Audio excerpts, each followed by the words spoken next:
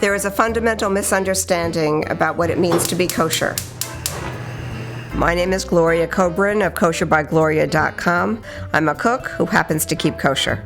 I'd like to believe that I make food so delicious, it's sinful. When you keep kosher, you can't break the rules, but you can find a way to make the rules taste better.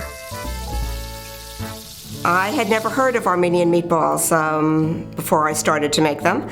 About 10-15 years ago, a group of us went on an art tour of Russia, and I decided to make a cocktail party so that everyone could meet each other and get a feeling for Russian food, because most of us don't eat meat out, so I wanted people to feel what and taste what actual Russian food smelled like, tasted like, looked like. So I did a lot of research into Russian recipes and came up with these Armenian meatballs, but depending on where the borders lay. They were Armenian, they were Georgian, they were Russian, and they were a really big success.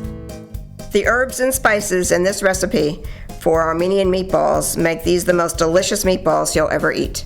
We begin by adding vegetable oil and olive oil to a skillet over a medium flame. Then we saute chopped onions for about 8 minutes or until they become soft and translucent. Stir in garlic, pine nuts, and raisins.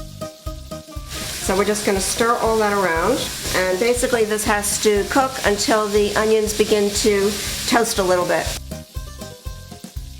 Stir this mixture until the onions and nuts are lightly colored. This takes about 15 minutes.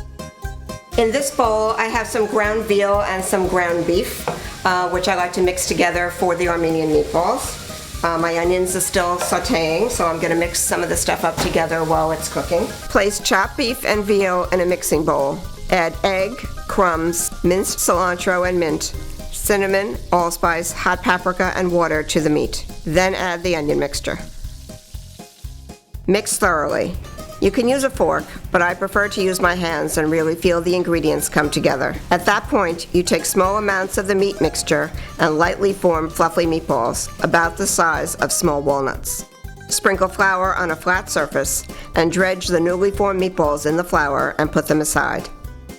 I'm just making these very lightly. Again, not bunching them up and making really tight little balls, because then they come out like lead and people say, ugh, why did they eat that?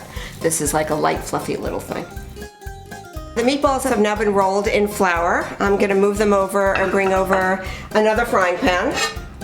You can wash out the first frying pan. This is a little easier just to have a clean one sitting here. I'm going to add a little more vegetable oil and a little more olive oil. And heat it up. Add several meatballs at a time to hot oil. Don't crowd them. You will have to cook the meatballs in several batches.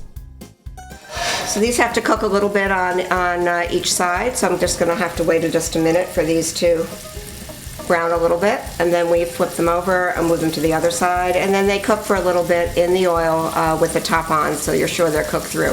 Saute meatballs until brown on all sides. So now all these meatballs have been turned over. I'm going to lower the heat a little bit, and I'm going to cover them to be sure that they steam, so the insides, the outsides are all browned, but we need the inside to fully cook before we serve them. Cook for another 10 minutes, shaking the pan occasionally. Remove meatballs from skillet with a slotted spoon and drain on paper towels. Serve hot or at room temperature with sour plum sauce.